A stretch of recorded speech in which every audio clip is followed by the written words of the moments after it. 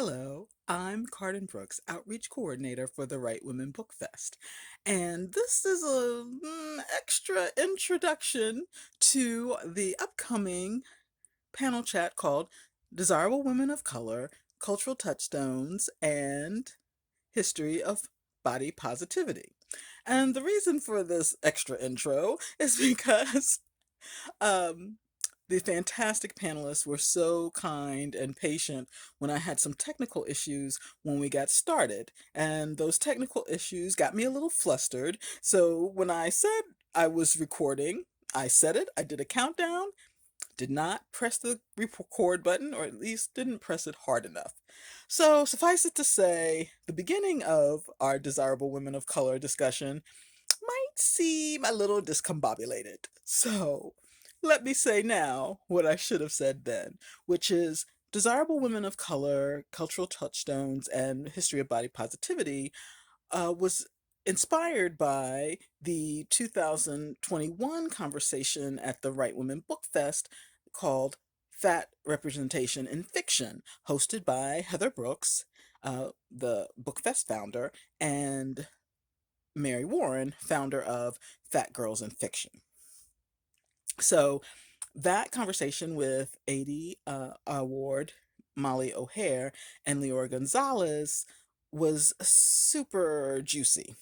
And yet it seemed to just scratch the surface of a much broader topic. So we decided to start a series called Continuing the Conversation. So here you have it. Please enjoy, and please forgive me because when I got flustered with the technical difficulties, of course, I forgot to activate the closed captioning. And I feel horrible about that.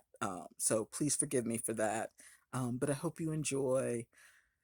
If I can find the time, maybe I can do a transcript for it, since I didn't remember to do the closed captioning. I feel, yeah, that was a big oversight. So I apologize. Um, okay, I think that's pretty much it. So enjoy. It's Shai August, Pamela Beverly, Carla De Guzman, Delaney Diamond, Jamie Pope. Did I get everybody? Pamela, Shai, Carla, Jamie, Delaney. That's everyone. It's a fantastic conversation. They're super talented, super engaging. Enjoy. Bye. And work my way up. Excellent. And Shai? I'm Shai August. I write paranormal romance. Mainly, I am working on my first contemporary piece, and it's really hard without magic to make people love each other. I've published 20 books under Shai August. I've also published a couple of other ladies as well. And I didn't start writing full time, well, professionally, I should say, until about 2017. So, yeah. Oh wow! So that's super productive, Right. considering the Really. time Very, frame. And just to make sure that I caught everybody again, I might have to edit. Let me get Jamie, Delaney, and Carla one more time. There was a little fuzziness. Hi, I'm Jamie Pope. I'm a romance writer. I've been writing, now that I think about it, I've been teaching for 15 years, so I must be writing for closer to 20 years now. I started writing when I was in college, and I've always wanted to write romance. It's the only thing I've tried to write because I was an avid romance reader as a teenager. That's fantastic. Delaney? Hi, everyone. I'm Delaney Diamond, and I write sensual contemporary romance and romantic suspense in the Black romance and interracial romance subgenres. I've been published since 2010 and have published over 40 books as an indie author. And Carla, one more time. Good morning, everyone. My name is Carla De Guzman. I'm a contemporary romance writer from the Philippines. I've been writing romance for about 5 years now, so it's still kind of new, and it sort of branched off from writing fan fiction in high school. I write contemporary romance. everyone's Filipino. It's mostly set in the Philippines, and I'm also part of Romance Class, a group of writers, readers, authors, and other creators of Filipino romance in English. Fantastic. And so to make sure I got myself as well, I'm Cardyn Brooks, Outreach Coordinator for the Right Women Book Fest. And this discussion of desirable women of color, cultural touchstones, and history of body positivity was inspired by a conversation that was started last year at our TWWBF 2021 Fat Representation in Fiction, which was hosted by the Book Fest founder, Heather Brooks, and by Fat Girls in Fiction founder, Mary Warren. And they just had such a dynamic exchange with Adi Award, Molly O'Hare, and Leora Gonzalez that it really felt like it was just kind of the first layer of a kind of multi-pronged conversation. So continuing that conversation seemed like the best thing to do. So that's what we're going to do here today. And so my first question is really, and a little bit you answered about, the fan fiction and being readers of romance as well. But what inspired you to write romance? And whoever wants to jump in. You have to raise your hand like it's a classroom. Well, or you can just jump in. I'll start. Just like Jamie said, I just was I guess a voracious reader as a child, or I would say more like an adolescent. My mother had the Doubleday Book Club, so I used to just read all manner of autobiographies, romances, you name it. So I think that's where I really started thinking that I could actually write a romance novel. Yeah. For me, it was kind of different because where I come from, romance has this reputation about, good girls don't read romance. And a certain class of people read, we call them pocketbooks here. So they're essentially romance written in Filipino. And that's not something good girls read. So my experience really is with fan fiction, and me not really realizing that I enjoy the romance aspect of fan fiction until I joined romance class, and I learned that there's this whole genre of books of this, I guess people would call it a formula that I really, really enjoy. So yeah, when I started writing, I didn't know what I was doing. And then I started reading, and then I learned more and I learned more. So that's basically what happened to me. That's fantastic. Delaney?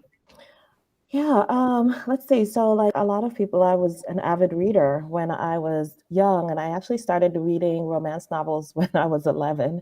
I used to get them from the library on my way home from school, and I started pretty tame with Barbara Cartland, and you guys know her. And and I went through all her books, and I graduated to Harlequin Presents, and eventually I just kept reading more and more romance. So for me, it was just a natural thing to start writing romance because I read so much of it. I read quite a bit of thrillers as well, but romance is really my first love, and it's the one that I read the most. So it was just natural for me to start writing that. That makes sense. And Shai? I've always been a reader. And it wasn't just romance. I would read anything with covers, basically, except Western. So, like, before I started writing, I would read like almost 100 books a year. And my main thing wasn't romance. It was epic fantasy, like sword and sorcery, space opera. So, like, but a few years ago, I fell into shifter romances, and I just ran into a wall because I couldn't find any shifter romances with Black female leads. And that's when I really decided, you know what, I can write one of these myself. And that's what happened. But they kind of like, all of these, they have one continuous storyline between them. So it's kind of, I always tell people I write on the line between paranormal romance and epic fantasy. So Shai, let me piggyback off that a little bit, because when you started writing, did you already have the concept for a rare and unknown world? Was that already kind of floating there, or did you start writing the first one and then it came from that?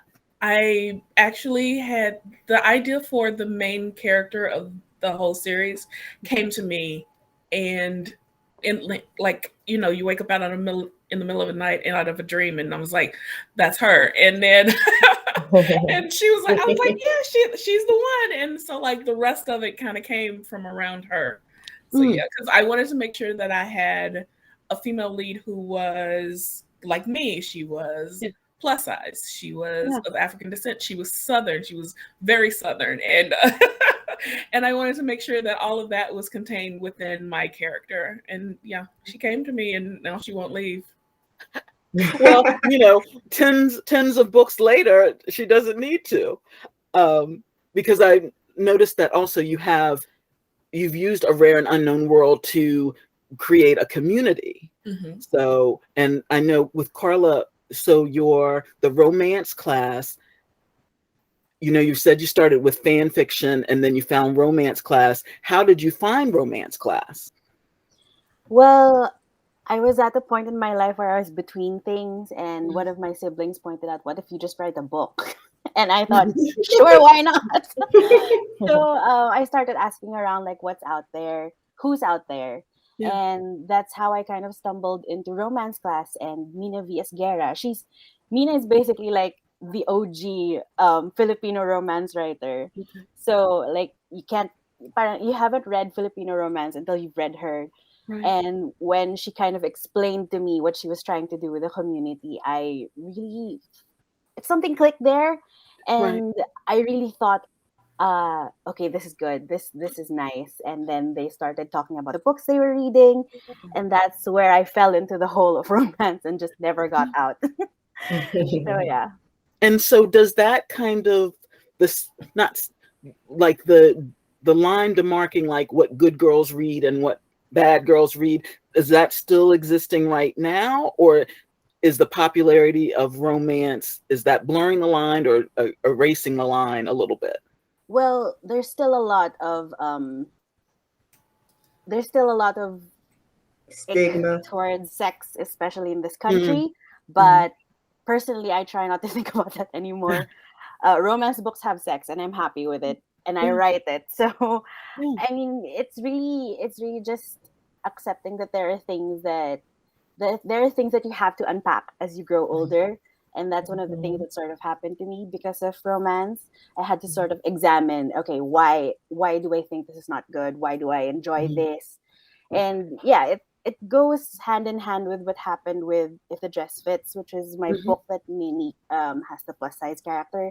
Yes. I wrote it the first time in 2015, the very start of my romance writing career. And then a few years later, I read it again and I thought, okay, I've unpacked a lot of things since then. I need to change a lot of things, which is why the book has a second edition. So it's a continuing journey, and I'm sort of enjoying that because the stigma still very much exists, especially for women here. Okay. No, that's excellent.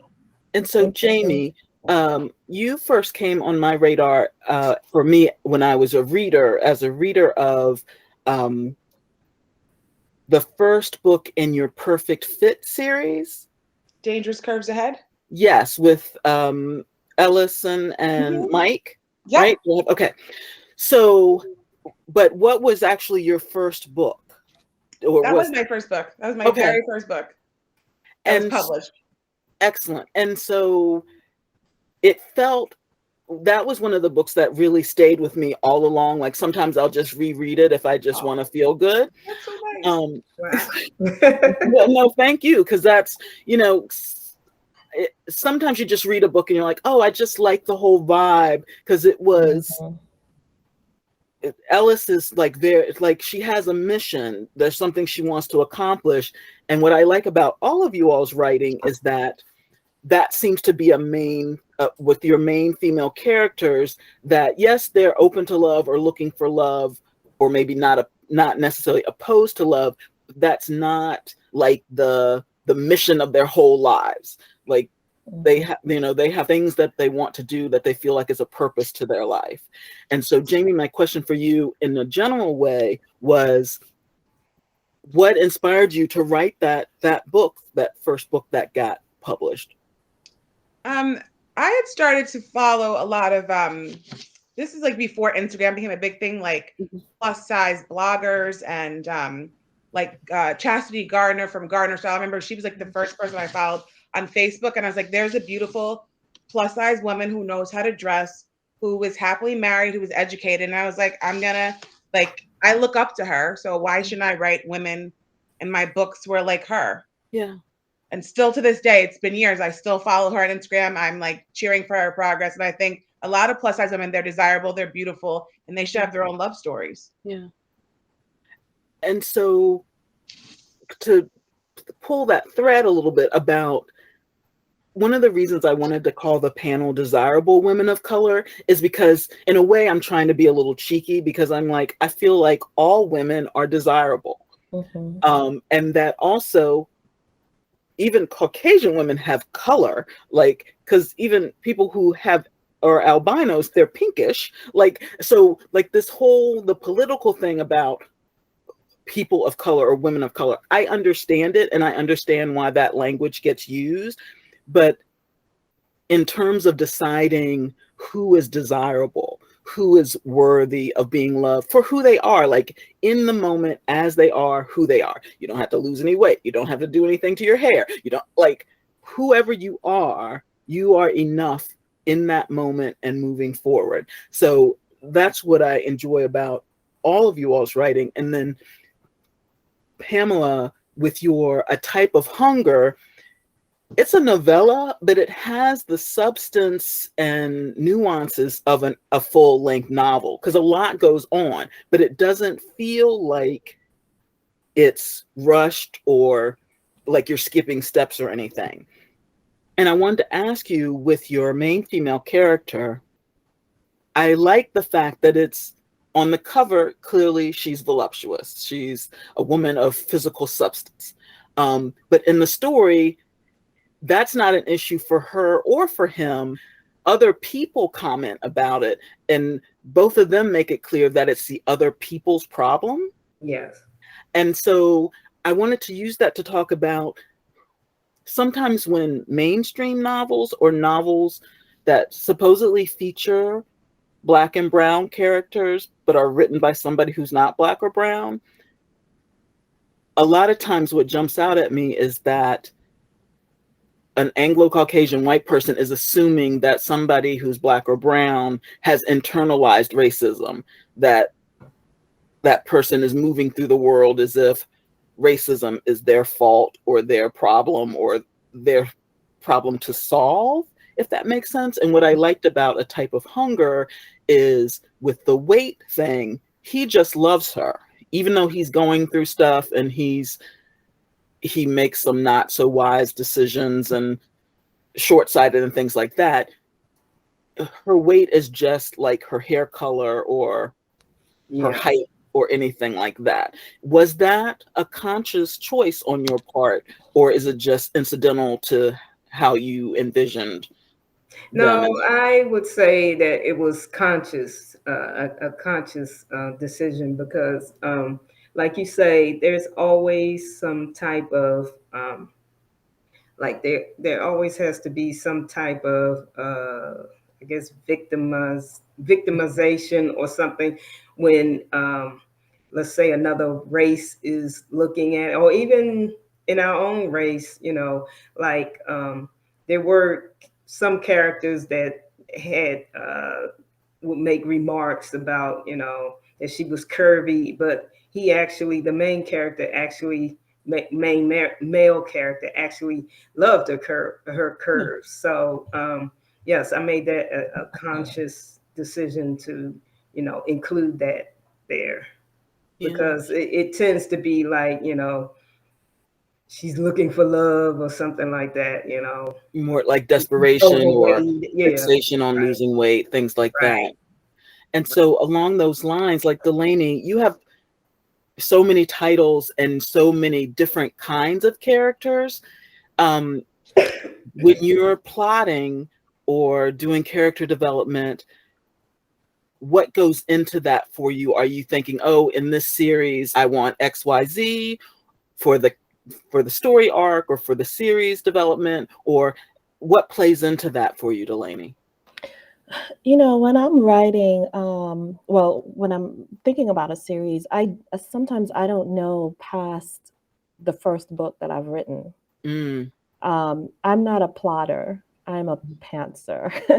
And so, Pamela, okay. Another pantsers. Another pantser, yeah. So for me, the ideas come as I'm writing, to be honest.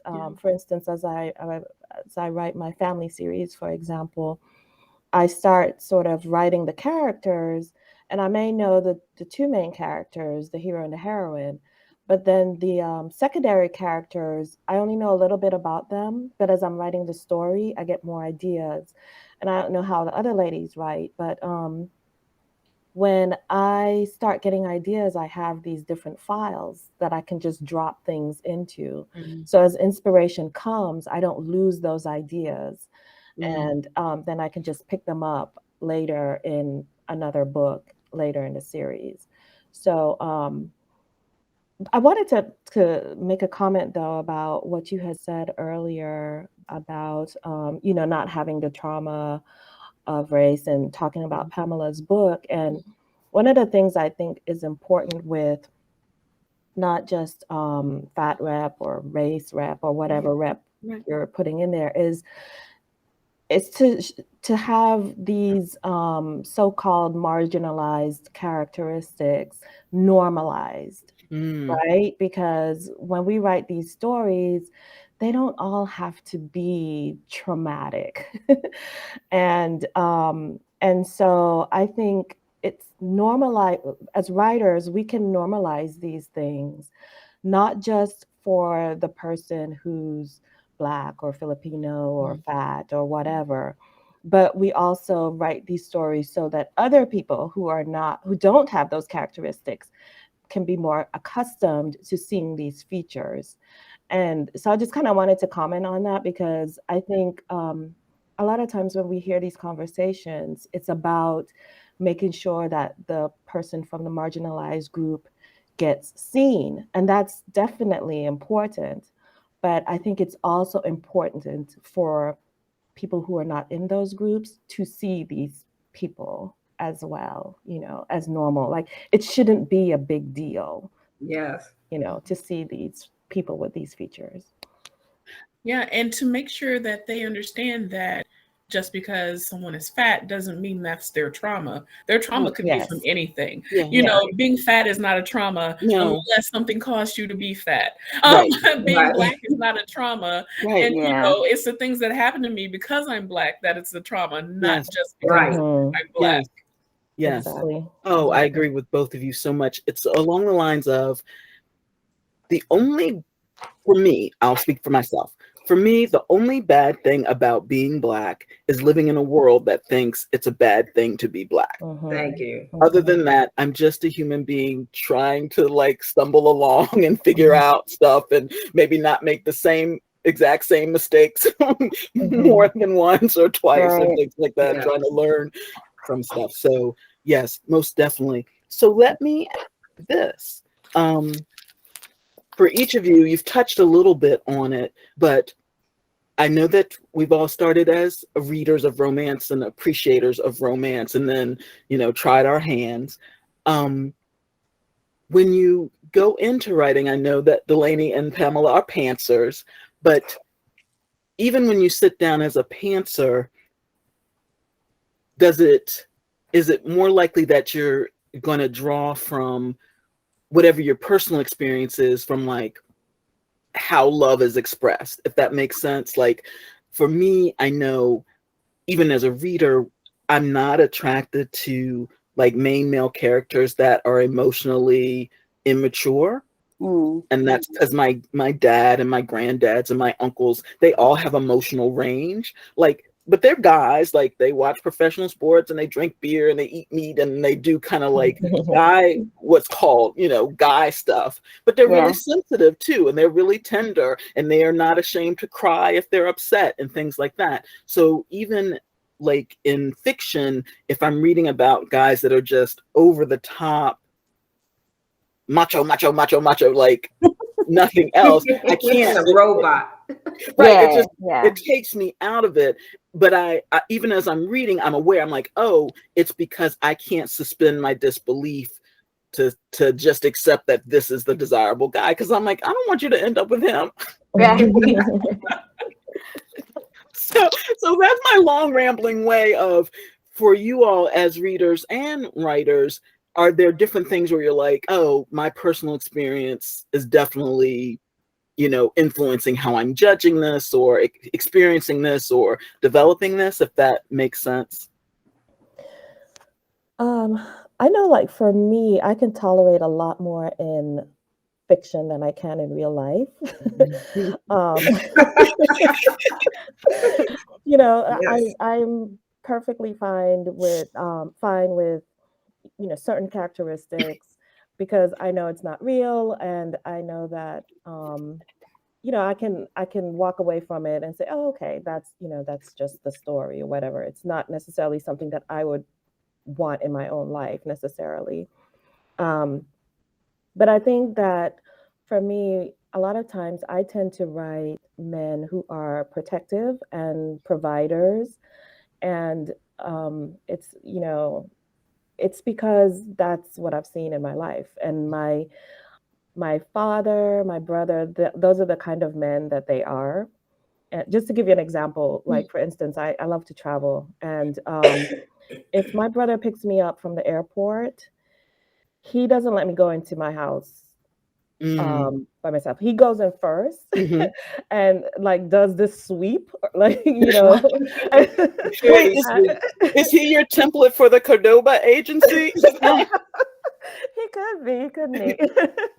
But it's just that kind of thing where I've seen this in my life, and so I kind of like those characteristics in the male characters that I write. It doesn't bother me, but I know that sometimes people might think, oh, that's too much or something like that.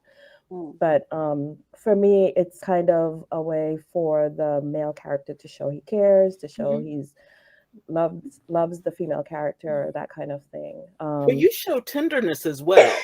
Yeah, definitely. Yeah, because I feel like there has to be a balance. You can't just be, like you said, macho. Right. You have to have some kind of tenderness, some kind of caring, because that makes you not so much a what do you call it? Not a stereotype, but a caricature. Right. So you want someone who's well-rounded, and I think that that's really important too, like you said, to kind of have that balance. Yeah. No, that sounds good. Anyone else? I don't want to cut anybody off. I once read somewhere that Alyssa Cole said something about romance writing being about justice. And I think that kind of, I totally agree with that, because in some ways creating a world that has romance like as a genre, you're crafting a world that you want to exist. Especially for me as a Filipino woman, like a lot of my experience with males is very alpha, very I have to establish my territory and whatever. Right. So the kind of books that I tend to enjoy, the kind of books that I tend to write are full of soft guys. Like guys who just really want for you when you go home at the end of the day, like, do you want a sandwich or something like that? Like that really gets to me. And I think when I'm writing, I kind of want to build that sense of that, unfortunately, that fantasy world where that sense of justice is achievable and something that everybody deserves, which we all do. And I think that really influences the writing of the books. One thing that we've talked about in romance class before is our tendency to write soft boys as a reaction to what we currently have, which is not great. So there. I also noticed that around 2015-ish, I was reading a lot of white authors who were writing a certain kind of hero, and I really didn't enjoy that. Which is why, which is I guess that's exactly why I started reading more Filipino authors, more Black authors, looking for Latinx authors, because they sort of understood what I was looking for as a reader, Right. and they understood what I enjoyed about writing. Yes. So which really just made my own skills even better the more I read. Oh, that's fantastic. Anybody else?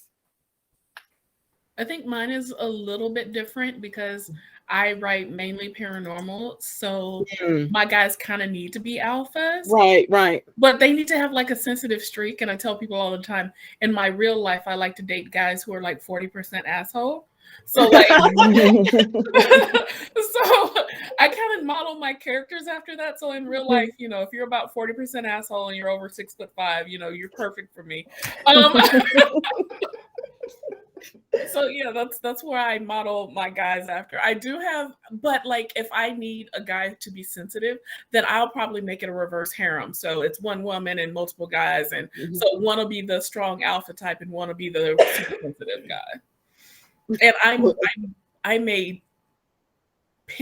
a pantser. I'm a discovery writer. So I plot out a lot. I mean, like some scenes almost down to the millimeter, but like sometimes I have to leave room in there to explore, because sometimes when I explore, and you know, my brain just goes way left, that's when some of the best, most emotional stuff comes out. I like that. Jamie, did I miss you? Or you were good?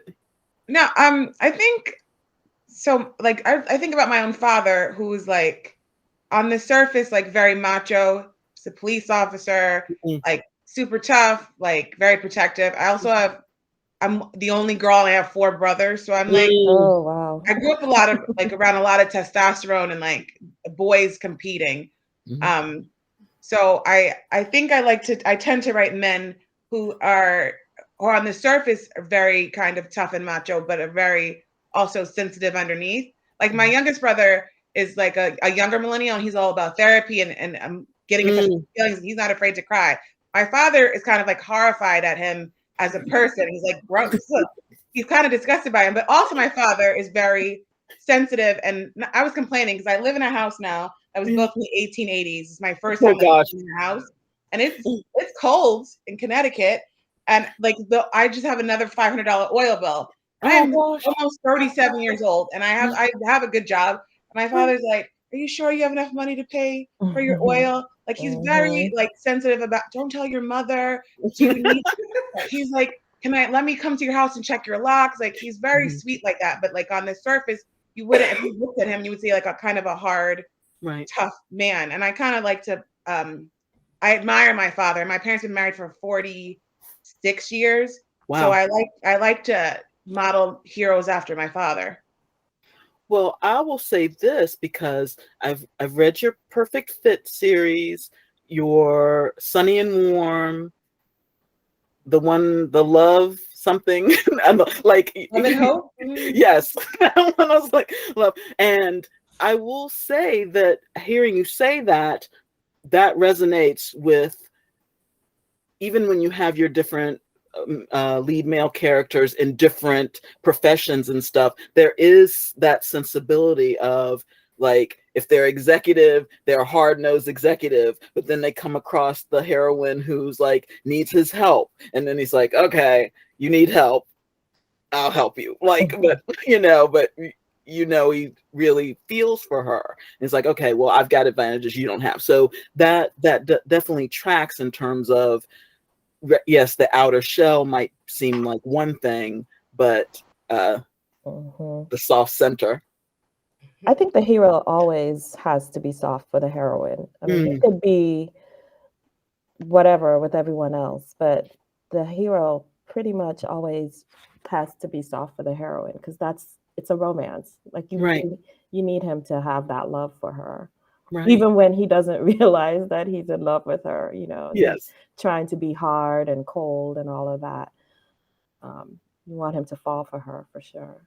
That sounds good. Now let me ask you this, because everybody's been writing for a little while.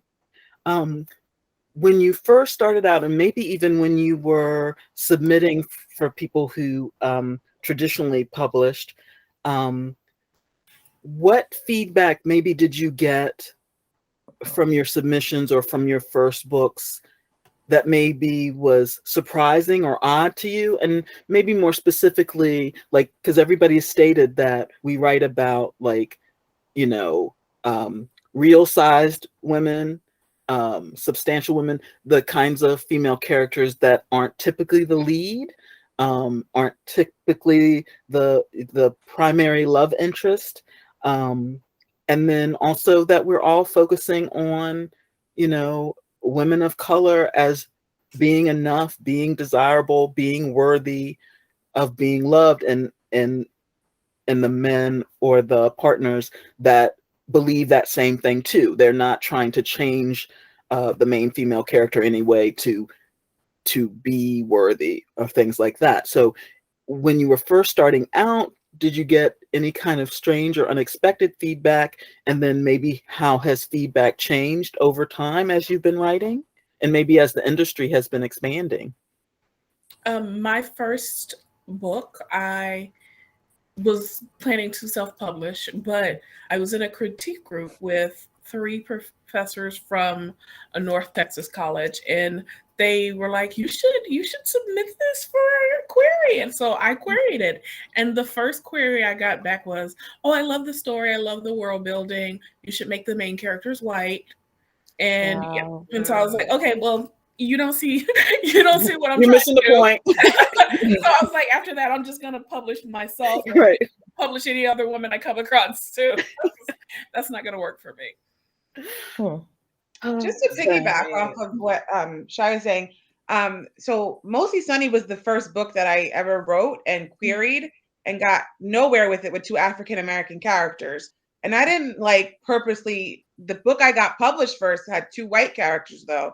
Right. So I wasn't told specifically to do that. And I didn't intentionally write a story with 2 white characters in it. Right. But that's where I noticed that people were more interested when the characters weren't Black anymore. And they were excited that they weren't Black, but that she was plus size. So I just feel like nobody wanted my Black characters until my white characters got published first. So that's interesting that you say that, because even from the first time I read Dangerous Curves Ahead, is that the title of the first one? Yep, that's it. Okay, so when I saw the cover, once I started, when I started reading from the first page, in my mind I just made Ellison Black. Yeah, and I try not to be very clear about the race of them, because in the third book, Blend is Black, but they made her look less Black on the cover. Yes. Oh no. But yeah. Yeah. But I think what vibed with me is your sensibility, overall your writing sensibility, and that's usually what works for me with authors, when I just want to read everything they've written, and that includes all of you also. My to be read pile is like, I'll have to live to be like 1,000, but especially with those of you who are so productive. It's like, how many books are in this rare and unknown world? Oh my gosh. Hush, lady. And then Delane with all her series, and then Carla with the romance class, and Pamela is writing, and of course Jamie as well. But yes, so about that, Jamie, about the not being so specific, and being a conscious choice about, I don't know if any of you are old enough to remember that in mainstream romance, when they started having contemporary mainstream romance, when they started having more interracial relationships, often the Black female character, they were very specific of saying that her complexion was heavily cream coffee, some combination of that. And I would always be disappointed, not because I have a problem with people's complexion, but I'm like, well, it's fiction. You can just tell me she's brown, and I will assign how brown she is based on, whatever. But that was that pattern stayed around for a very long time. And I often wondered, I was like, when authors submit their manuscript, is that how they're describing it? Or is that something that's being added to make people feel more comfortable or things like that? So that's just a little tangent I went off on. So But Carla, it's a very true tangent, because even now, if I go and read some random paranormal author and she's like, oh, the main character's black, you read it and she's got long 3C hair, and like from the back, you probably couldn't tell if she was black or white or Native American or what. You couldn't tell what race she was if she wasn't directly facing you and saying, hi, my name is Hisha, or So yeah, it's still going on now, and they describe it as, oh, her, what is it, cafe au lait, or yes, that's the phrase. Her, anything above, like tan on the Sherwin-Williams chart, color skin is. There was a bit of a thing before when Helen Huang released The Kiss Quotient, that her main character, nobody is sure what race she is. Like, nobody knows if she's Asian, nobody knows if she's white, and even Helen said, oh, it's meant to be ambiguous, like it's up to you to decide what race she is. And I always wonder why why that conscious decision, especially since for a lot of people the Kiss Quotient is this is my Asian book, this is the Asian author that I read. And it was a little disappointing when I heard that, but I guess you do what you have to do, I guess, to be noticed, picked up, and it's disappointing. On my end, I sort of had a weird experience where, because my first book was self-published in a community of people who I like and who know me, so it felt very the whole thing felt very positive, uplifting, which is great. But when I published my book Sweet on You with Carina Press on the very first day of January 2020, someone thought it would be nice to send me an email getting angry at me because I didn't put an index for the Filipino words in my story. It was it was a long email, like, I can't believe you didn't add an index, I couldn't understand anything. But the book is set in the Philippines with Filipino characters. And I made a conscious choice a few years ago that I wouldn't put glossaries or explanations in my book. If I had to Google why a duke has two names, you should be able to Google like what's happening in my country. So yeah, that was that kind of hit me hard because it was just so rude, and I literally did not ask for it. And I think you did a good job of context. Like, I had never heard, I wasn't familiar with parole, but I was like, oh, I think it's this. And then later I looked up, I'm like, oh, I'm correct. And the other thing I really liked was the concept of kilig. Am I saying it correctly? Yeah, kilig, yes. Okay. But it's so that sense of like exhilaration and anticipation, all that. I was like, oh, that is a fabulous word. So, but I'm kind of like geeky. Both my parents are teachers. So, because my parents are from the generation where it's like, how do you spell whatever? They're like, look it up in the dictionary. I'm like, yeah, exactly. I don't know how to spell it. What's the first letter? I need to know. No, my response to that kind of thing is always, look, Google is free. Yes. Type it up. It's literally. If you're reading on your tablet or your phone, you don't even have to go anywhere. Yeah, you can just click the word and the definition shows up. So yeah. Well, some of us in some generations actually had to look it up, like in a dictionary. So I mean, I don't know why it's even that hard to Google something. So I just saying. And but if you don't know how to spell, if you don't know how to spell it from the beginning, I guess, it is kind of hard. That's harder. Yeah. Yeah, if you can tell people who weren't raised by school teachers, because my grandmother was a school teacher, and if I wanted to know something, the world books are right over there, young lady. Yeah, exactly. I spent more time in the world books than I did talking to my grandmother at some point. She just got tired of telling me the answer. She's like, no, you can go find it. And that's why I get mad at my own children when they come and be like, ask me questions. I'm like, first, you're in your 20s. And second, you carry the world's knowledge on your phone. You can look up everything. You don't have to go and go flip through the musty world book or the unabridged dictionary to find out. Yes. You have them right here in your hand. Exactly. No, and I always feel like, because I had to do a lot of research to understand certain historical romance books. Yeah. Like, look, it's just fair for me to ask you to Google something, okay? Right. It's not a stretch for me to ask you to Google something, especially since it's my country. Yeah, and also it's so presumptive on their part to chastise you for that, because like the point you made earlier, which is there's plenty of stuff we read in historical and contemporary fiction in general where it's like, I've never heard of that, or I don't know what that is, or I'm curious about, I want to know more, that kind of thing. So it's also like, use it as an opportunity to kind of explore, because you never know what other things you'll learn. So Delaney, did responses to your initial writing, is that what led you to self-publish? Yeah, actually, partially. Initially, I was with a small press, and they had published an interracial book of mine. And actually, I think at the time they had published 2. When I came to them and mentioned that I had this idea for a Black family series. So instead of interracial, it would be 2 Black characters. And they weren't interested.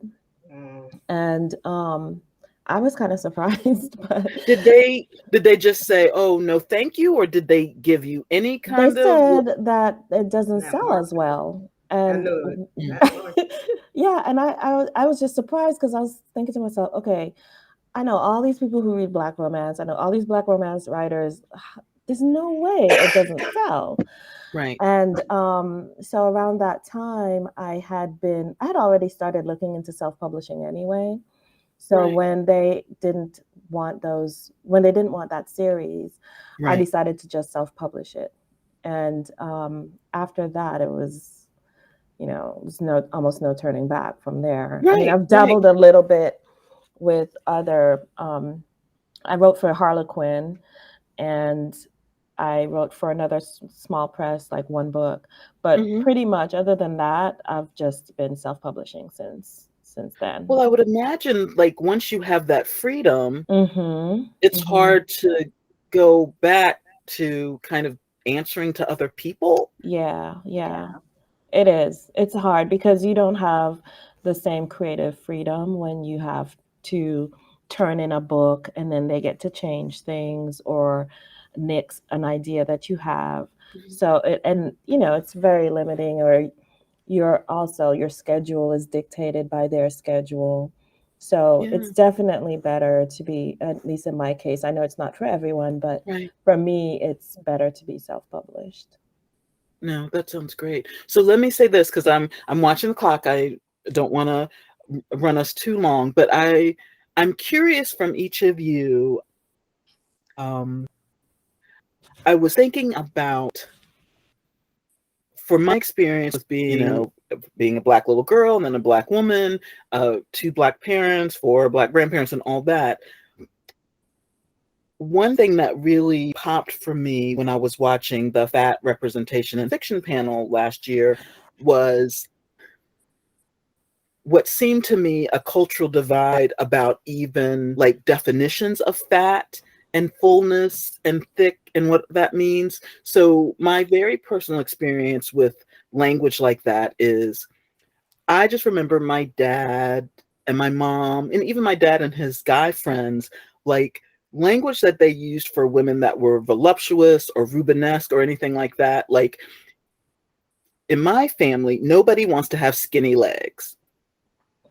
Like, you want to have big, pretty legs. That's the phrase. Like, oh, my dad would say when I was a teenager, which is going to seem funny, but I was like, I was very much a Tom girl. Baggy jeans, t-shirts. I liked some girly things. Like, I like to look girly to go to church, but that was like the exception to the rule. And my dad would see me going out in jeans, and he's like, I don't understand why you're hiding those big, pretty legs under those jeans. Like, and I'm like, well, I just like jeans. Skirts are a hassle, blah, blah, blah. I'm from the pantyhose generation. I'm like, I don't want to wear pantyhose or tights or anything like that. So then when I would start reading so-called mainstream romance written by Anglo-Caucasian white authors, and then like the description of the women would be like, oh, her thin thighs, her thin legs. And I'm like, that is not like, I was like, oh, I live in a different universe. Like, I was like, you know, my parents are like, they would play vinyl records on Saturdays when we would do household chores, and it would be like whatever the music is, like, you know, she's a brick house, she's stacked, she's built, she's all these things that make it clear that a woman who is physically substantial is desirable. So then to read so-called mainstream romance, and it's the opposite really in so many ways. I'm like, okay, so I guess beauty is in the eye of the beholder. But it just made me really conscious, even before I started writing romance, that I would have to make some kind of decision about, you know, how I was going to describe traits for my characters, because I want it to be true. And I'm not skinny bashing, right? Like, if you have thin thighs, if you're lean, if you're a single digit size, more power to you. I just hope, you know, all your blood pressure, heart rate, blood sugar, I hope all your numbers are good and you're healthy.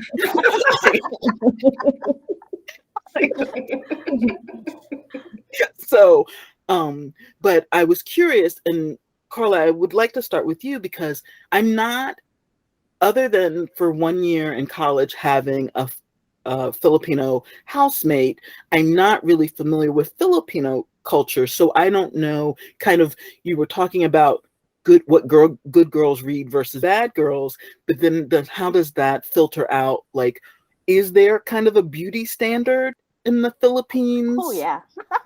Oh and, yes. And so you know. So one of the big reasons why I wrote my book, If the Dress Fits, is because there is a thing in the Philippines where whenever there is a plus size character, it's usually a thin actress in a fat suit. And by the end of the movie, she's not in the fat suit anymore. Or you know, where I come from, being fat is something to change. Okay. And it's still very much true. You know, there are these little, like you said, I had to make a conscious decision about the way I see myself, about the way desirability should be like. It's actually very interesting to me that you pointed out these words like stacked and thick as good things. Because in the Filipino language, it's very limited.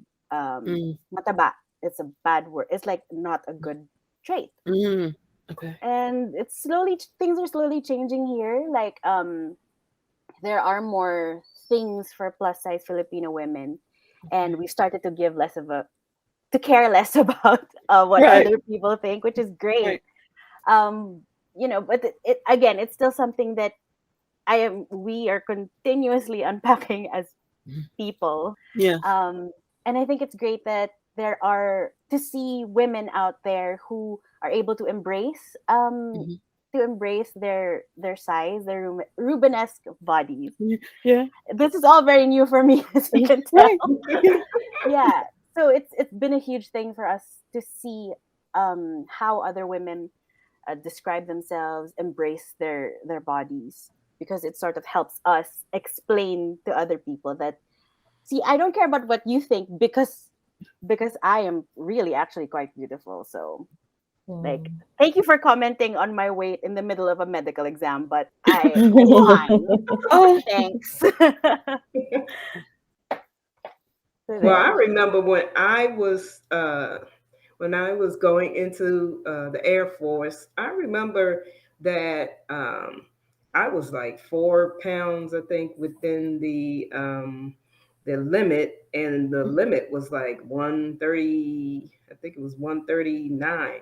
So and every time I try to have things made like the fatigues and things back then, it was always really, it was kind of tight in the legs and it was big in the waist. Right. And so I always just chalked it up to, it's another standard of sizes. We know that, with Black women and, like you say, Filipino and Hispanic, it is, it's a different size, I think, measurement for us versus Caucasian women.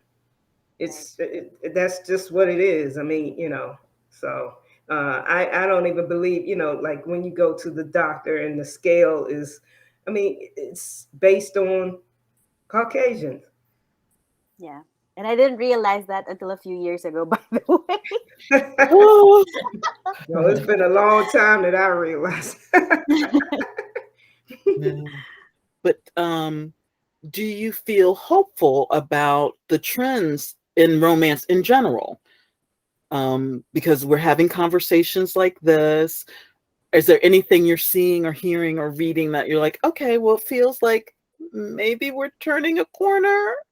No, I'm not hopeful, but I like 2022 attitude. yes, No. I know I write Black characters, and yes, I have white male leads or leads of different races, but my main character is always going to be a Black female.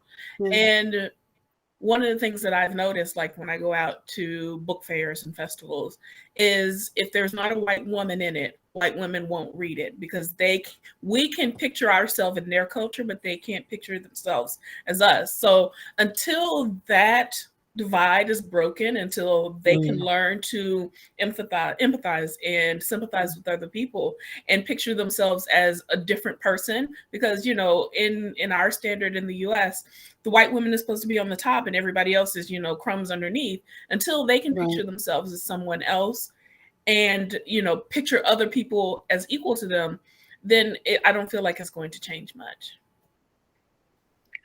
I'm gonna go off on a counter tangent on this. I have hope. Like, I have read quite a few romance novels where the character is plus size, and I really like the way they wrote it and presented it. But the trend right now is illustrated covers, and oh my god, the tendency is that either the character looks so cartoonish you can't tell.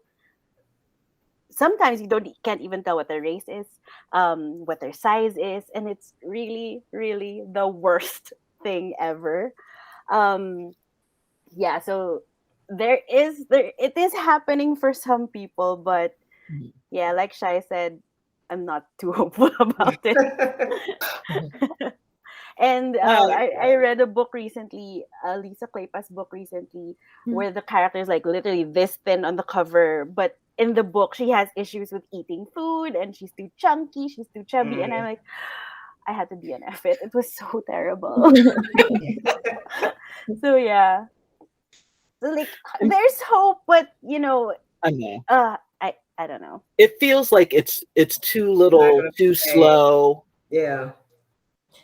Yeah, Because exactly. it feels like, hey, it's 2022.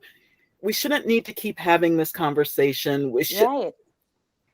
Because then the business of it is, if the average size is, I think at this point, a 16, at least in the United States. So plus size is average size. Like, so is the majority. Yeah. And then if it's, I don't know what it would take for it not to be the fantasy that you miraculously lose weight, or like, I just want the fantasy to be what romance is supposed to be, which is somebody is hot for you because you're you. I think that we do have some of that. I mean, I'm a little more optimistic, I guess, but and part of that is because I think that indie writers are the ones sort of leading the way on these types of issues. And so when you're looking at, fat rep and things like that, I don't know that the best place is traditional publishing. True. But in the indie space, there are several that I can think of, authors who just actually all their female characters are plus size, so there's that kind of thing. So I'm a little more hopeful, but I think it's definitely not coming from the traditional area. It's really going to be from indie writers. Yeah, that feels. I feel like indie writers have always been like ahead of the curve in that sense. Yeah. Like they're literally not afraid to write whatever they want, and usually to better results, in my opinion. Right. Well, because it's passion, right? Because for the indie and self-pub authors, you feel compelled to tell the story. And then once you do it, you're like, well, I gotta get it out there to the people. Like it is like kind of the ultimate passion project, as opposed to if you're conventionally published. And I'm not saying that's not passionate, but you've signed a contract, this is what's expected of you, whatnot. Maybe a little bit of guaranteed money, things like that. Yes, you can have passion with that, but when you're just doing it, it's you got to carve out the time from your paycheck job. You got to, get up early because the kids and, whatever, all the things, all the things that adults, but in particular women, have to juggle to make time for their creations. I think that gives you a little more motivation in some kind of way that's not easy to calculate. And you get to make all the decisions. So exactly. That's the big thing. So that can be a headache at times, but at least you do have the freedom to do that. There's you can care less about you can care less about what other people think. Exactly. Right. As long as I'm happy, I'm good. So no, that sounds great. Well, again, I feel like we've done another little layer. I want to thank all of you so much for saying yes, for making the time again on a Friday night at the end of the week. That's been super hectic for everybody. So let me close out with this, which is there's so many other things, like we talked about language and kind of trends and evolution and things like that. Let me ask what each of you are working on now. Like I know where different parts of the world and the country are having resurgence of Omicron and variants and things like that. But do you all have events coming up? I know, Jamie, your Return to Sweetheart Lake, did that come out in December? It came out in November, I think. Okay. And so is that the beginning of a new series, or what's your I am not writing anything right now. Okay. You're a school teacher, so yeah. I'm burnt out. Pandemic life has burnt me out. I teach special ed and I teach 8th graders. And I think like as a staff, we're on edge. And I would really love to write again one day, but like I'm really burnt out and I don't know how to get out of being like fried right now. Well, the self-care, right? 2022 is supposed to be a prioritizing self-care. So being burnt out, that's your system saying you need a break. And teaching in general, but then 8th graders, special ed, I wish I could send you in a pandemic. In a pandemic. Like slide me your email address so like I can prime you some snacks or something, girl. You need like you need all the support you can get. Oh, we need to 8th graders. Oh no, it's their mouths. Like something like I'm like, who are you talking to? Like I have to like control myself. I'm a teacher, so wow. Deep breath with them sometimes. Well, we are sending you peaceful, sane, sanity building, maintaining vibes, because that's talk about a passion project. Anybody who's in education, that's not for the prestige or for the money. That's for sure. Thank you. What else? I think I have a little boxing bag that when I get home, I would just be hitting that thing. I actually think of that anyway with my job. So there's that.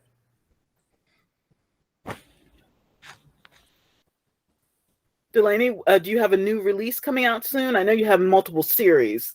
Yes, actually, well, I just started a new family series, and the first book released January 28th, and the title is Ethan. So that just came out last week, actually. Oh, fantastic. Yeah, and it's the first book in the Family Ties series. And then as far as what I have coming up, I'm working on the next book in my romantic suspense series, which is the Cordoba Agency. Yeah. And that one is titled Almost Perfect. So I just started writing that one, and hopefully I'll have it out by late spring. All right, well, we'll look out for that as well. And any events, either in person or virtual, coming up for you? No, nothing for me. I got you. Well, you got plenty to keep you occupied. And media mogul Shai. You must have got my email blast that my podcast is just uploaded episode 3. So I started hosting a podcast called What is Romance, where I talk to romance authors about what they find romantic, both in books and out of books. So that's my big project. But I also have a shared world. I'm not want to call it a triptych, but like it's 3 books, myself and Nikki Clark. It's fairy tale retellings, but paranormal romance, reverse harem style. So that's coming out this year. It's going to be 3 stories, and then I have the Second Chance anthology, A Season for Love, coming out March 1st. If I can finish the book that's supposed to be in it, right? The deadline. If you get the book and it's not, if you get the anthology and I'm not in it, it's because I didn't finish. Well, you can blame me. You can say, "Hey, this chick was so persistent." No, like Jamie, I am burnt out. I have had COVID twice, and I have long COVID. I almost died, girl. Yeah, it was like you just saying it like it's nothing, right? No, because like I the first time I had it, I went to the hospital because I have breathing problems. I have asthma and bronchitis. So I told my daughter, I was like, listen, I'm going to the hospital. They're going to give me a breathing treatment around the steroids. I'll be back in an hour and a half. I was gone for 6 days because they kept come back. My fever spiked to like 107. I was septic and hypoxic, which means my blood was poisoning me and I couldn't get any air in my body, which, so like when I tell people, like I am a miracle, I am here to kick ass and take names. Wow. That's because I climbed up out of my deathbed and came home. Wow. So, take some time off. Yes. You deserve it. I took almost all of last year off, and I still feel like I need to take another year off. But like I have so many projects and balls in the air that it's hard for me to, with a type A personality, it's hard to stop and say, no, you need to rest. Because like my brain says, keep going. You can do all the things. Right. So yeah. Well, if the balls still excite you, it's a good thing, I think. Right. If it's joy, we support that. We just don't want you to overdo it. Right. Like Jamie, we feel like overdoing it. That's kind of like, what is a weekend? I don't understand those words. Just another day. Well, yeah. All right. Well, I'm going to rub the screen because I need a little of that because, like you two, I'm having issues trying to write a series, so I could use a little. Rub the screen and with Shai and Delaney to and rest. How you do series and you too, Carla. Well, all of you actually.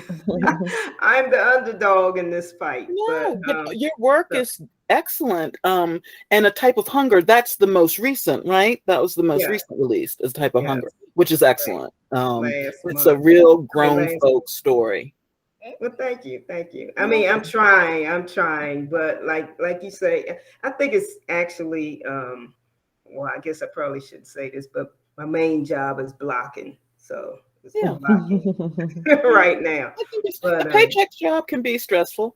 It can harsh your vibe.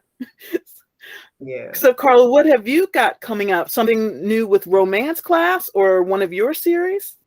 Yeah. So next week we're launching an anthology we're calling Nomcom. The idea is that we created this fictional food park and a bunch of characters. It's sort of have romance stories happening in there. And So when does we're this come out? Because I'm all about books with food. yeah. Oh, you love Sweet on You. Yeah, it's You like love the Sweet book on is You. like half food, half romance. My books are half food, half romance. We need to talk, girl. Yeah. So Most yeah, definitely. so Nomcom is coming out February 14. And we wrote these stories to raise funds for a local charity supporting farmers during the pandemic. So that's a good Nice. thing. In March, the second book in the same series as Sweet on You is coming out, called Match Made in Lipa, also published by Karina. Yeah, I'm super excited for that one. It's also half food, half chocolate, half romance. Chocolate. Oh, So that's chocolate the too. Wow. vibe. Yeah, because Sweet on You, when you read that, you just want to go to a bakery or in a cafe. You want to have some high quality coffee and delicious baked goods. I was hungry half the time I was writing Oh my that. gosh, it was so good. Well, I just want to thank you all again. I want to thank you for your patience for my technical difficulties at the beginning. And I want to thank you for your work, whether you're doing some self-care and taking a well-deserved pause, whether you're just chugging, getting your hustle, wherever you're falling on the spectrum, your work adds something necessary to the collective of the publishing world, and your points of view are essential and necessary. And I think, having read each of your works, it definitely feels like you see people and you value them, and also you're just offering readers a lovely escape. Even if the topics sometimes can be serious, it's still the overarching message of what I've taken from what I've read of your work is love is worth the effort. People are deserving of being loved, especially Black and brown and all our various shades and ethnicities and cultures and whatnot. And it's just been my privilege to read your work, and it's been my very great privilege to have this conversation with you. So you're welcome. Thank you. Thank you for So having us. yes. I'll keep you posted for when it goes live. And Heather is going to do a blog post at some point this month for the rightwomenbookfest.org. And feel free, the Right Women Books Fest 2022 is going to be on Saturday, October 8th. We're fortunate that our venue is an outdoor venue. That's how we were able to have it in 2021. We don't know what version, it's going to be hybrid or whatnot, but that's a whole tangent to say, if in the fall you've got something coming out, you want a little platform or a little shout out, please feel free to reach out to me, because we'd love to, help amplify, get the word out, because you all do such great work. So thank you. Thank you. I'm going to Well, stop. great talking with all of you ladies. Yeah. Oh, and you're all invited on my podcast. Let me know when you're ready. Okay. Well, On it. Okay. On it. So what's the Jamie, name of it? It's What is Romance? Okay. Yeah, you did say that, didn't you? thank you. Thank you for that invitation. That's fantastic. So good night and thank Good you. night. Thank Good you night, so ladies. much. Thank you, Bye, Cardyn. everyone. We Good enjoyed night. it. Let's see if it's going to stop. All right, I've stopped, I think. Let's see.